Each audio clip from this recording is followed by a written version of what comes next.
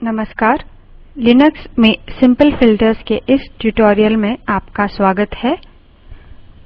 यहाँ हम head, tell, sort, cut और पेस्ट के बारे में सीखेंगे। यह सारे command line text manipulation tools हैं। यदि आप टर्मिनल पर हैश चिन्ह देखते हैं तो आपको उन कमांड्स को निष्पादित करने के लिए रूट बनना होगा, sudo su और su root। यदि आप टर्मिनल पर डॉलर चिन्ह देखते हैं तो एक सामान्य उपयोगकर्ता उन कमांड्स को निष्पादित कर सकता है। मैं ये मानती हूँ कि आपने डिफॉल्ट इंस्टॉलेशन की है और पाथ में कहीं बदलाव नहीं लाया है जहाँ फाइल्स सेव हो रही हैं। इस ट्यूटोरियल के लिए मैं उबंटू 10.10 इस्तेमाल कर रही हूँ। इस भाग के लिए आपको माउस तथा कीबोर्ड का प्रयोग करना और विंडो पर मैक्सिमाइज तथा मिनिमाइज बटन्स का प्रयोग करना आना जरूरी है। एक फाइल की पहली 10 लाइन्स को प्रदर्शित करने के लिए हम हेड कमांड देते हैं, उसके बाद एक ASCII फाइल नाम देते हैं। चलिए एक फाइल बनाते हैं। व्यवहारिक रूप में इसे दिखाने के लिए मैं एस्केप की दबा रही हूँ। एप्लीकेशंस, एक्सेसरीज, टेक्स्ट एडिटर पर जाएं। समय की कमी के कारण मेरे पास यह नंबर्स पहले से ही एक और फाइल में हैं। इन्हें मैं कॉपी करूँगी और पेस्ट करूँगी। फाइल पर क्लिक करें और सेव करें। फाइल को numbers.txt नाम दें और सेव पर क्लिक करें। इस फाइल को बंद करें। अब एप्लीकेशंस, एक्सेसरीज, टर्मिनल पर जाएं। अब देखने की कोशिश करते हैं जो फाइल हमने बनाई थी, यदि हम उसे देख सकते हैं। टाइप करें ls और एंटर दबाएं। हमने यहाँ जो किया उससे हमारी होम डायरेक्टरी पर सभी फाइल्स तथा फोल्डर्स दिखाई देंगे। हमने जो फाइल बनाई है उसके कंटेंट्स को पढ़ने के लिए कैट कमांड का प्रयोग कर सकते हैं। कैट num फाइल नेम को ऑटोफिल यानी अपने आप आने के लिए टैब दबाएं और एंटर दबाएं। चलिए ऐसा ही हेड कमांड के साथ करते हैं। हेड numbers.txt एंटर प्रेस करें।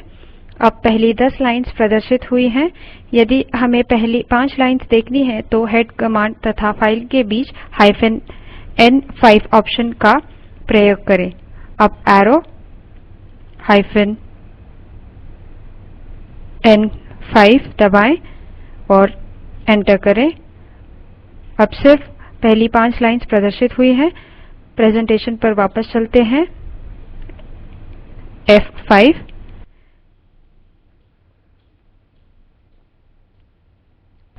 टेल कमांड हेड कमांड के बिल्कुल विपरीत काम करती है। यह डिफॉल्ट रूप से आखिरी 10 लाइन्स प्रदर्शित करती है।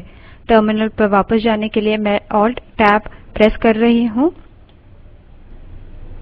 टेल numbers.txt यदि हमें आखिरी 5 लाइन्स देखनी है तो टेल कमांड तथा फाइल नेम के बीच -n5 ऑप्शन का प्रयोग करें।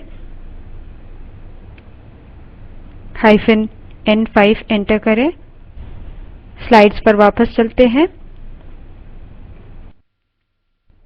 एक लॉग फाइल में सिस्टम में हुए इवेंट्स यानी कार्यक्रम मौजूद होते हैं। auth.log फाइल जो लॉगिन होते हैं तथा जो लॉग आउट होते हैं उनका लॉग बनाए रखता है। टेल कमांड का सबसे उपयोगी ऑप्शन है -f ऑप्शन का प्रयोग कर लॉग फाइल की टेल का अनुसरण करना। यदि लॉग फाइल में एक नई लाइन जोड़ी जाती है तो टेल कमांड उसे आखिरी लाइन मानेगा और डिफॉल्ट रूप से इससे ऊपर 10 लाइन्स दिखाएगा। टर्मिनल पर जाएं। Tail -f/var log auth.log। इस टर्मिनल की साइज बदलते हैं।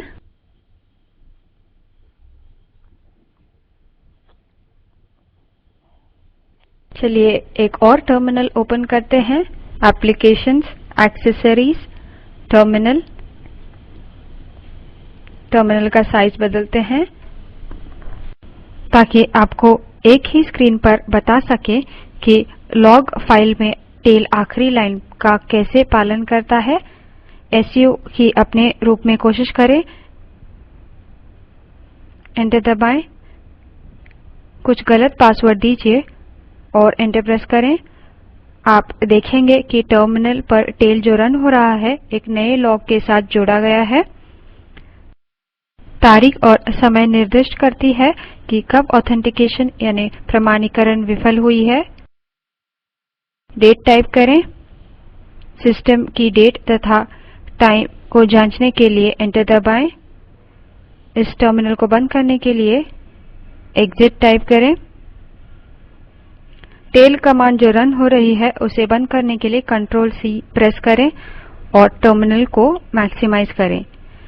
हमने पिछले उदाहरण में सिर्फ auth.log फाइल देखी। यह लॉग फाइल्स लिनक्स में आमतौर पर इस्तेमाल होती है। यदि कोई समस्या है तो लिनक्स सिस्टम एडमिनिस्ट्रेटर उसकी मशीन को ट्रबलशूट करने के लिए इन लॉग फाइल्स में अधिक जानकारी पाने के लिए देखेगा।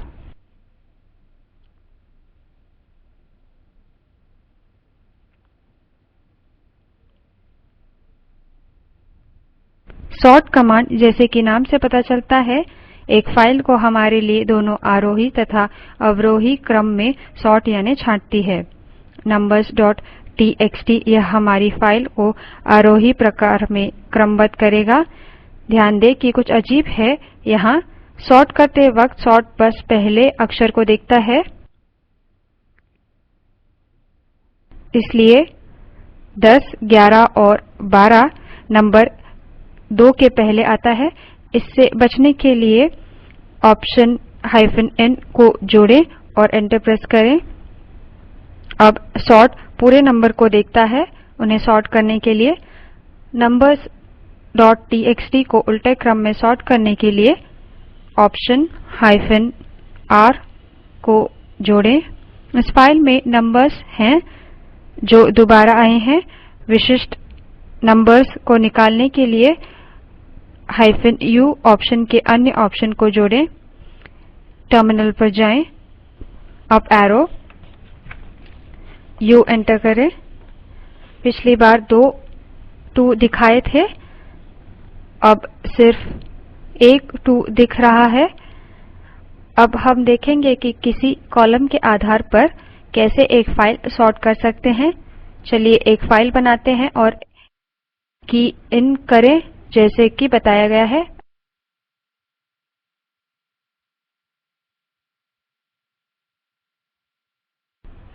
एप्लीकेशन पर चलते हैं, एक्सेसरीज और टेक्स्ट एडिटर पर जाएं। समय की बचत के लिए पहले से ही एक अलग फाइल में डेटा है जिसे मैं कॉपी और पेस्ट करूँगी। Ctrl+C, Ctrl+V। फाइल marks.txt नाम से इसे सेव करें। सेव पर क्लिक करें। मैं नहीं चाहती कि कोई भी कम अंक मिलने पर मुझे कुछ कहे। इस फाइल को बंद करते हैं। marks.txt फाइल के दूसरे कॉलम के आधार पर सॉर्ट करें। टर्मिनल पर जाएं, space marks.txt space -t space open inverted commas space close inverted commas space. यहाँ -t डिलिमीटर के लिए है और कोट्स के बीच का स्पेस उसे दर्शाता है। -k2 दूसरे कॉलम के लिए है जिस पर सॉर्ट प्रदर्शित होगा। एंटर प्रेस करें।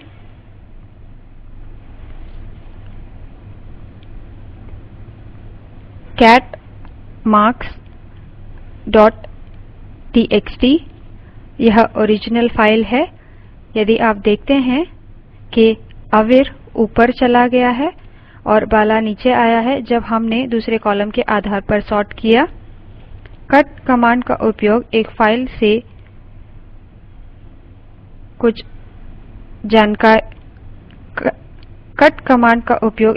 कुछ जानकारी कट करने के लिए किया जाता है। चलिए marks.txt में से कुछ नाम निकालते हैं। टर्मिनल पर Alt टैब करके जाएं। cut space marks.txt space -d space open inverted commas space close inverted commas space। यहाँ cut कमांड में d एक डिलिमीटर है और उद्धरण चिन्ह के भीतर का स्पेस डिलिमीटर को दर्शाता है। -F2 दूसरे कॉलम के लिए है। एंटर प्रेस करें। पेस्ट कमांड फाइल्स की समरूपी उत्तरगामी लाइन्स को मर्ज करेगा यानी जोड़ेगा। अब numbers.txt तथा marks.txt दोनों फाइल्स का प्रयोग करते हैं। टर्मिनल पर जाकर numbers.txt marks.txt पेस्ट करें और एंटर दबाएँ। अब marks.txt की पहली लाइन numbers.txt की पहली लाइन से जोड़ी गई है। आउटपुट को concatefiletxt नामक फाइल में पुनः निर्दिष्ट करने के लिए हम redirect की का प्रयोग करते हैं। टर्मिनल पर जाएँ। अप एरो redirect की को प्रेस करें जो ग्रेटर दैन चिन्ह है। एंटर दबाएँ। cat concatefile.txt। अब स्लाइड पर जाएँ। यदि हम चाहते हैं कि पेस्ट नंबर्स को क्रमानुसार दिखाएं टैब द्वारा उसे डिलिमिट करें, हम -s ऑप्शन का प्रयोग कर सकते हैं। Paste -s numbers.txt। स्लाइड पर जाएँ।